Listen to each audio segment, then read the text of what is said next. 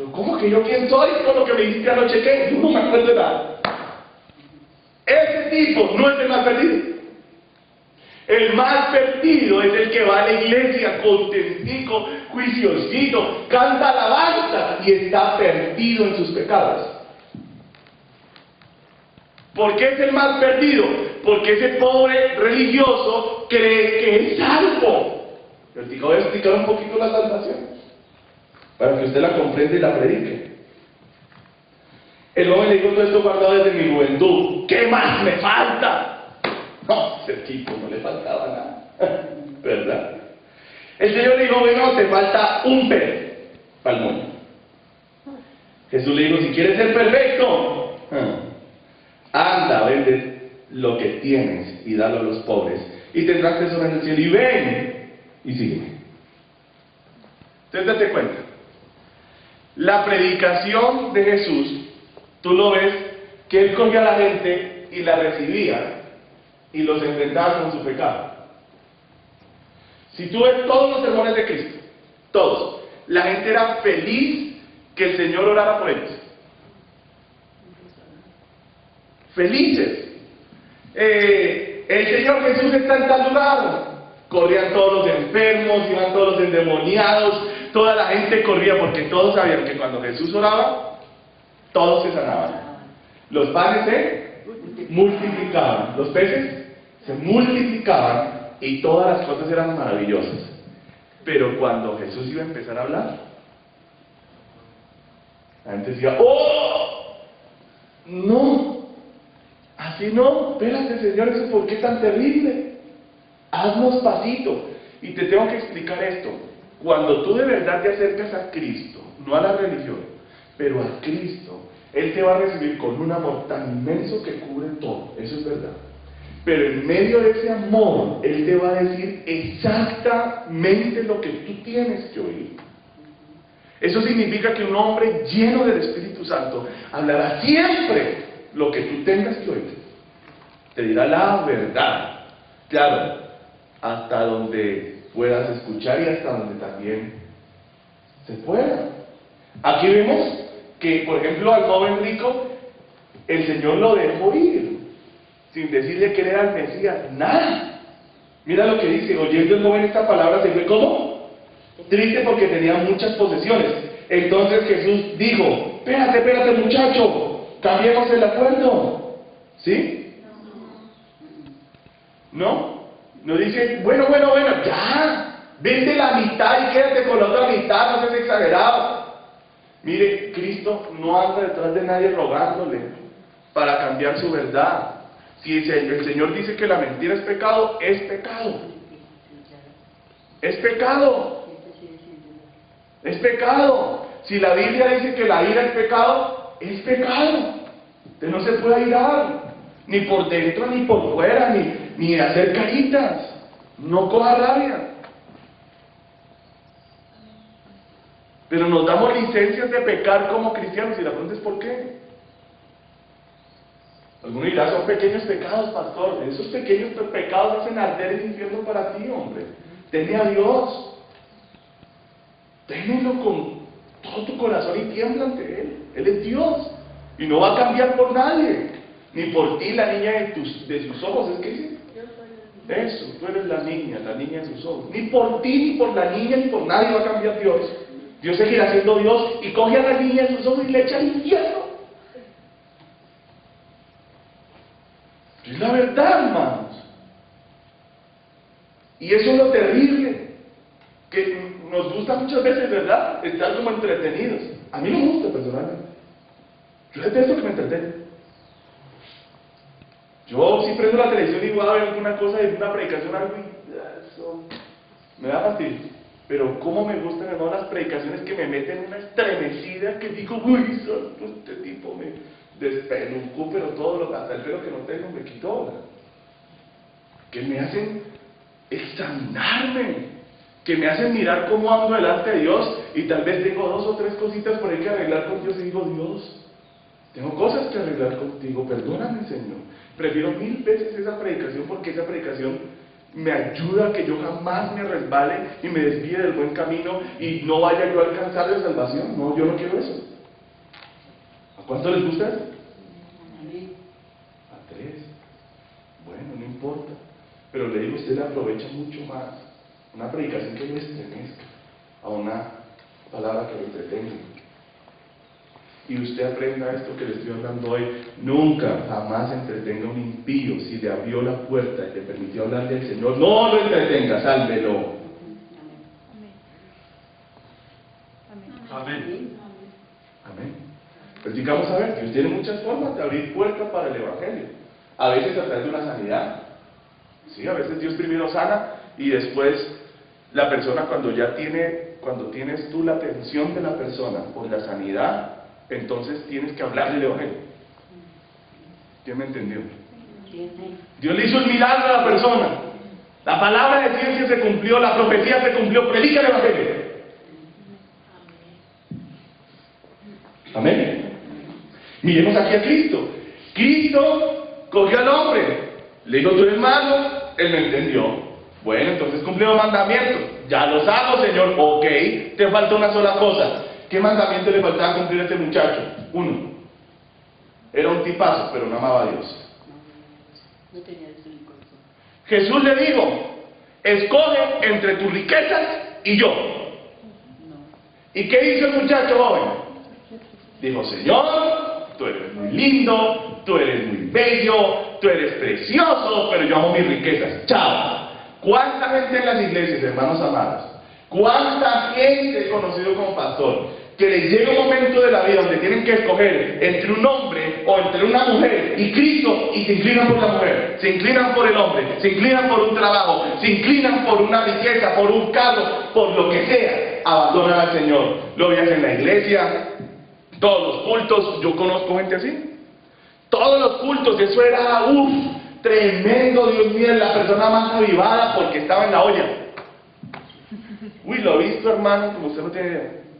Y comienza Dios a levantar a la persona, y ahora ya tiene nuevo trabajo, qué bendición. Ahora iba a 3 cultos entre semana, ahora va a 2. Y ahora ya el carrito, ya camioneta, apartamento, ya llegan solo los domingos. ¿Y eso? Después viene las cosas empeoran, parémonos. Luego, como ya tienen plata, consiguen fincas. Entonces los fines de semana, ¿para qué son? Mano, lo viste.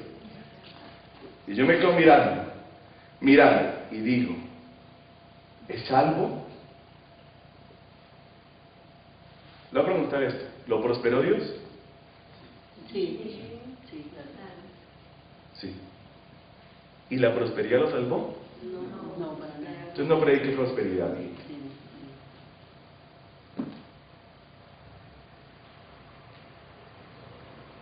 Hay gente que es sanada por el poder de Dios. Se pegan a Dios por un tiempito y luego lo abandonan, porque la sanidad tampoco salva. Yo he visto muchas en mi vida, muchísimas. Y sé que la sanidad no salva. Por eso no le predica al impío sanidad. ¿Qué hacía aquí Jesús? Fue directo al blanco, fue directo y le disparó al corazón al hombre, le disparó al rico. ¿En dónde le pegó? Su pecado. ¿Cuál era su pecado? Amar el dinero. ¿Era mal hijo? No. ¿Era mal tipo? No. ¿Robaba? No. Le dijo, tienes un solo pecado, eres un codicioso. Véndelo todo, cambia las riquezas por mí. ¿Y qué más pudo hacer ese muchacho codicioso? Dejó a Cristo. Ahora, ya vamos a mirar a Pedro un momentito, pero quiero que recuerden el pasaje de Jesús y la samaritana. De nuevo, puede Jesús entrar llamando la atención de alguna manera, ¿verdad? Dame agua. La muchacha dijo, uy, pero ¿cómo si usted judío me va a pedir agua a mí que soy samaritana? ¿Está usted loco? Le llamó la atención, la jaló hacia él, pero cuando ya tuvo su atención, ¿qué hizo? Oh, hija, Dios te quiere bendecir. ¿Sí?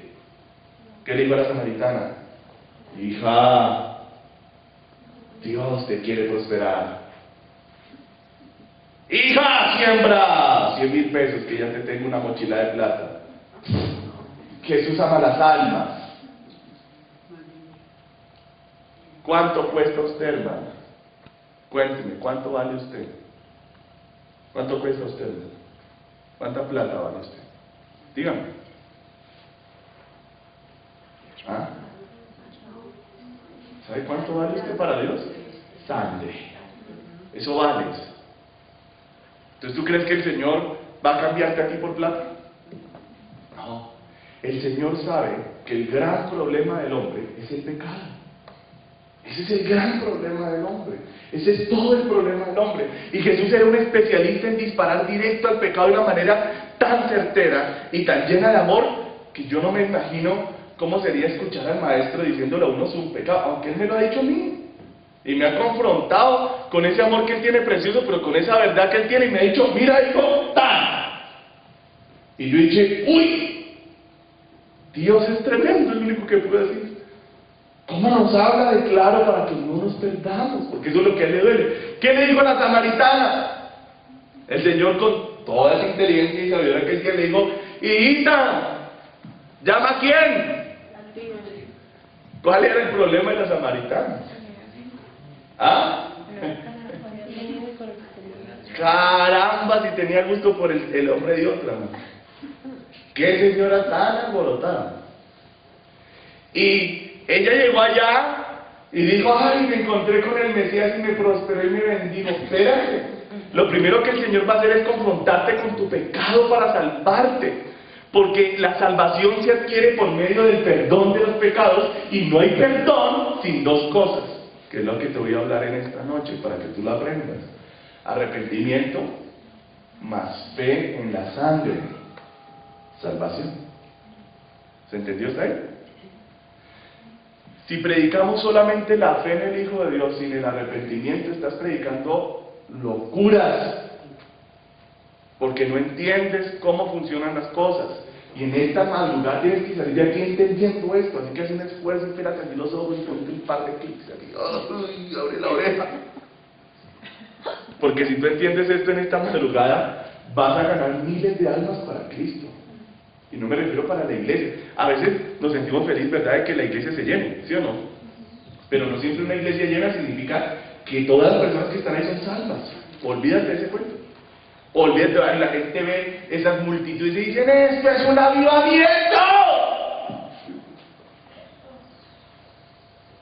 Y usted se para en el avivamiento del parque, afuera, y todo el mundo fumando, diciendo groserías, tomando canelazo. Es una vulgaridad. Y yo digo, ¿usted cree que si el que estuviera parado allá al frente predicando fuera John Wesley, esto pasaría?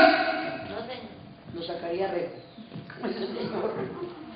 Wesley, cuando predicaba, el espíritu caía y se convertía, hasta el perro se convirtió.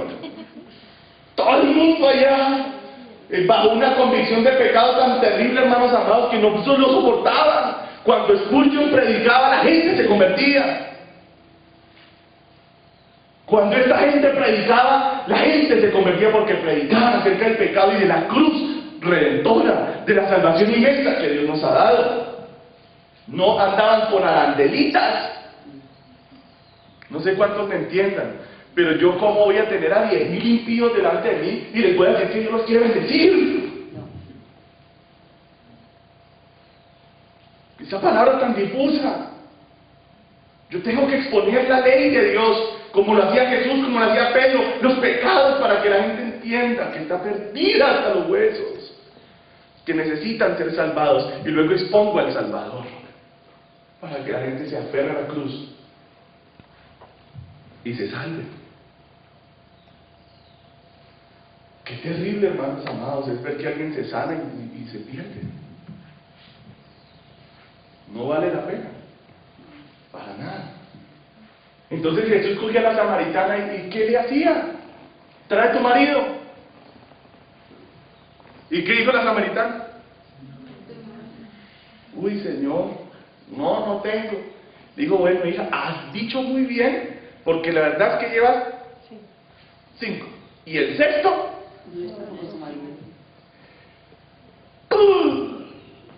¡Ay! ¿Jesús vivía en el pueblo de ella? No, para nada. ¿Sabía la fama de ella? No, pero Jesús la quería era que salvar o condenar. Salvar. Pero para poderte salvar primero te tienen que confrontar. Siempre te tendrá primero que confrontar para poderte salvar. Por eso tú y yo que predicamos la palabra de Dios debemos confrontar con el pecado a la gente, hablarlo, decirlo, llamar al arrepentimiento y presentar la cruz del Señor. Si esto se hace, entonces será maravilloso. Ahora, acompáñame a Hechos de los Apóstoles y miremos un pasaje, el primer discurso de Pedro. ¿Cómo hizo Pedro? Cae el Espíritu Santo, da un discurso tremendo, y en el versículo 38, en el 37, bueno, desde el 36. Ahora, ¿qué les está diciendo a Pedro? Los está acusando de qué en ese discurso? De que ellos, ¿qué hicieron? ¿Cuántos? A ver, voy a hacer una pregunta. ¿Cómo se sentiría usted, hermana, si el Señor viniera y le dijera a usted que usted mató a Cristo? ¿Cómo se sentiría usted? Si yo vengo como predicador y le digo a usted que usted mató a Cristo, ¿qué tan mal? Re mal. ¿A quién mataste luego? Al ser más qué? Más bello, más puro, más limpio. Pero ¿sabe cuál es la noticia, hermano? Usted lo mató. ¿No sabía? ¿No sabía? Bueno, se lo comento. Usted lo mató. Yo lo maté. Su pecado lo mató a él. Y solamente el día que tú tengas un encuentro con Jesús en la cruz y entiendas eso, vas a pegarte una convertida de la tierra al cielo. Antes no. Te gustará la religión, te gustarán las canciones, te gustará la sensación del Espíritu Santo, pero hasta que no llegues a la cruz no va a pasar nada. Y tú tienes que buscar esto. Hay un testimonio que me gusta tanto de un misionero que llegó a ser un misionero ejemplo para cantidades de misioneros, que se llamaba David Brainerd. Él era un muchacho joven y le tocó el avivamiento del siglo XVIII y XIX, que se llamó el Gran Despertar o el Gran Avivamiento. Avivamiento tan grande que cambió la historia de Estados Unidos y de Inglaterra y de muchas otras naciones que guardaron después la moral, aunque abandonaron al Señor.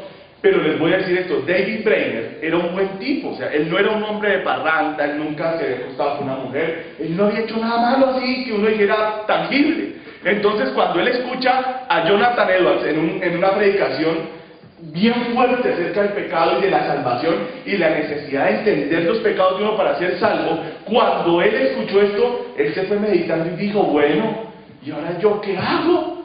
Mire, todas las soluciones en nuestra vida están en una sola cosa: la oración. ¿Usted le gustaría tener un encuentro con Cristo en la cruz? Ore y pídaselo.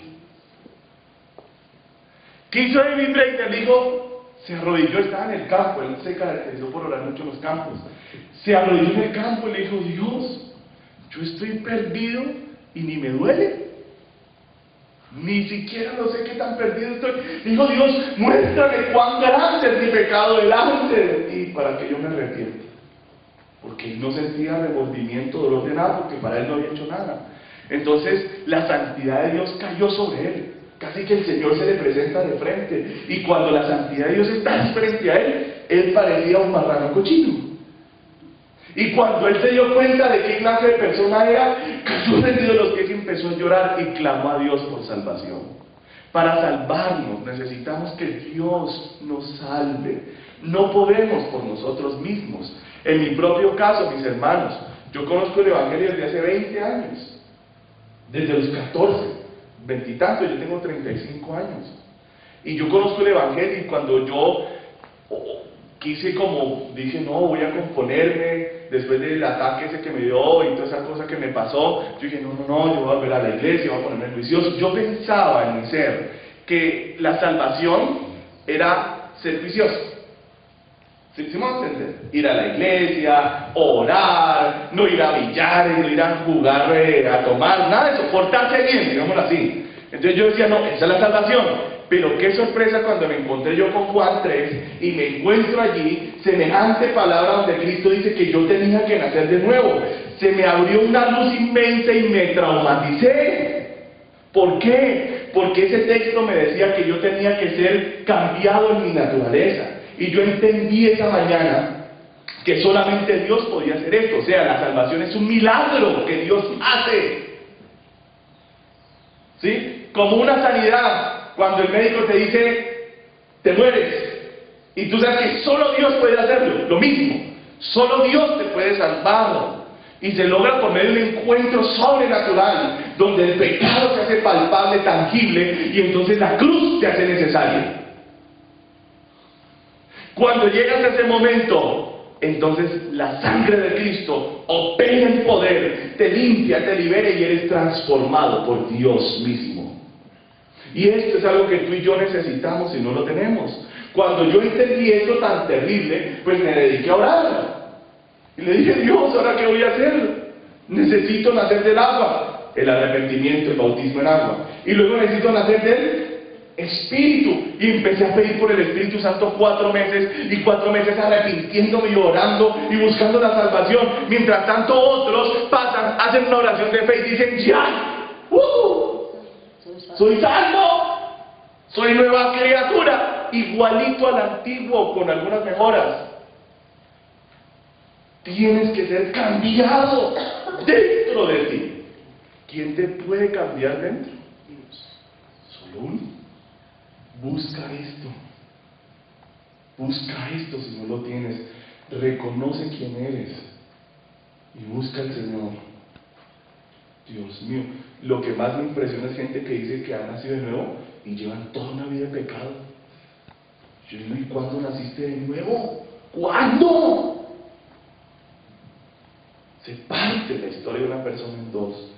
Después de que Pedro los coge y los culpa de la muerte de Cristo, ¿qué dice en el versículo 36? Dice 2:36 de Hechos, sepa pues que altísimamente toda la casa de Israel, que a este Jesús a quien vosotros crucificasteis, Dios le ha hecho como Señor y Mesías. Al oír esto, ¿se qué? Compungieron de corazón. No sé cuántos me entiendan, pero solo el Espíritu Santo puede vivificar tanto una conciencia como para que cuando Dios te acuse de un pecado, tú sientas una culpa, una condenación tan terrible que no la puedes ni explicar.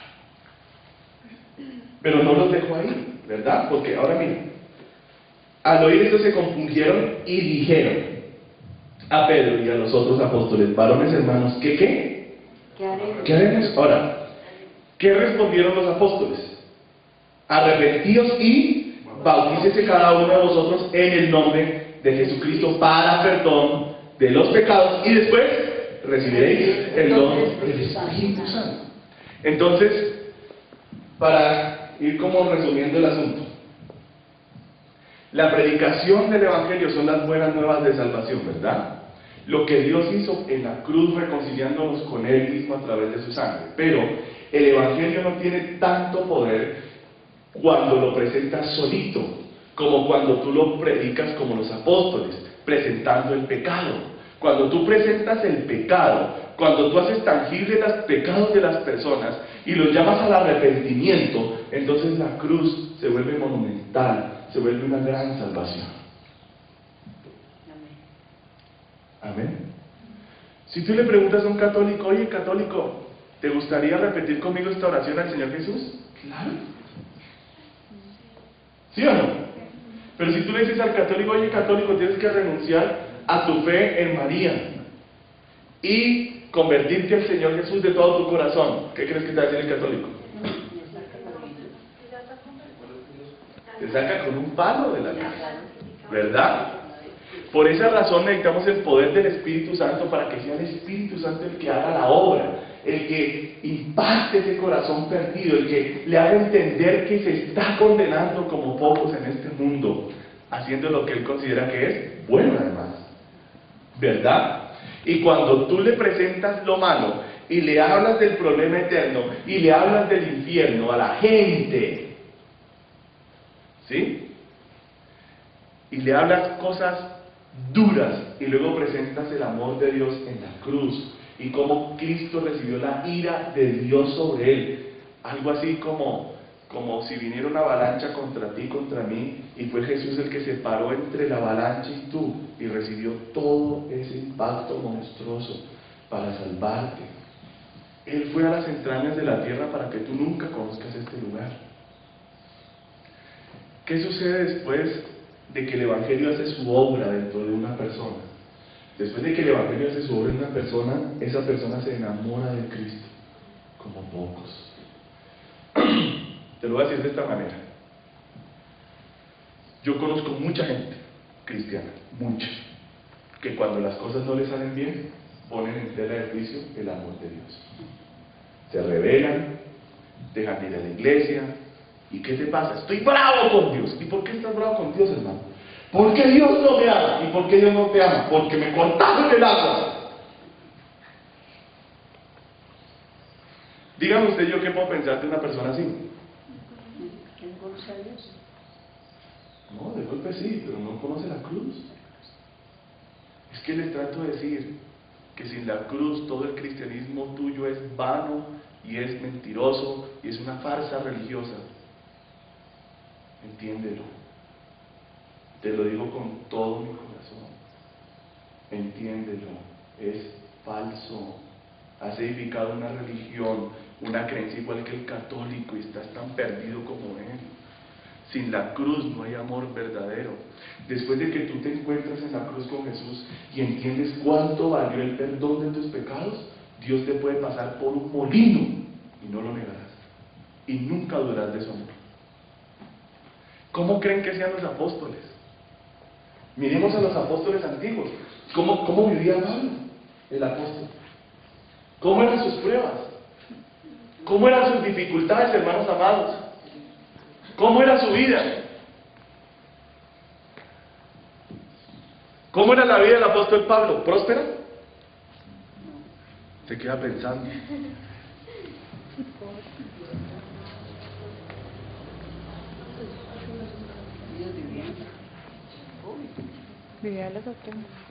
Vivían en escasez y a veces en abundancia, cuando la ofrenda estaba buena y cuando no había ofrenda, pues la cosa se ponía dura, hermano, así de sencillo.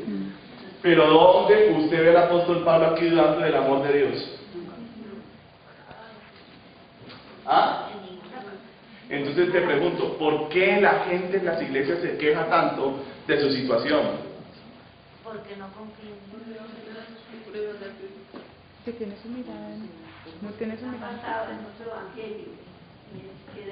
Gracias, Lucecita. Usted sí le está pegando al tema. Porque no confía en Dios. Hermano, perdóname, pero tienes muchas cosas que sacar de la cabeza. En serio. En serio. Ellos no se quejaban porque habían conocido a Cristo en la cruz. Y ese era el Cristo que predicaban, el que sufrió por la humanidad. Después de que tú entiendes ese amor llena tu ser tanto que estás dispuesto a sacrificar tu vida, tus hijos, tu casa, a todos por él.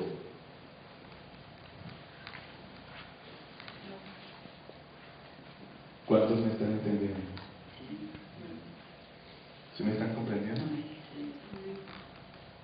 Pero hoy en día se predica un Dios, ¿verdad?, que te quiere dar cosas muy buenas y así hacer cosas buenas y cosas buenas. Y yo pregunto, ¿cuántos aquí como cristianos han sufrido? Levántame la mano. ¿Cuántos han pasado por momentos terribles? En serio. Y han orado y... ¿cuántos? Levanten la mano. Entonces viene la pregunta, ¿qué está fallando? ¿Dios o el evangelio que se está predicando?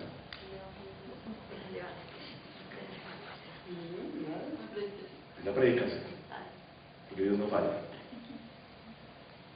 Porque A Dios... veces los malos negocios, a veces Las malas decisiones. las malas decisiones que se toman, Sí. a veces las malas inversiones que se toman, y en sí no pregunta uno primero, Señor, ¿qué me aconseja, puedo hacerlo. Bueno, sí, eso es muy cierto. Pero también a veces hay que admitir que Dios nos pasa por pruebas y cosas Sí. muy duras, Así es. durísimas.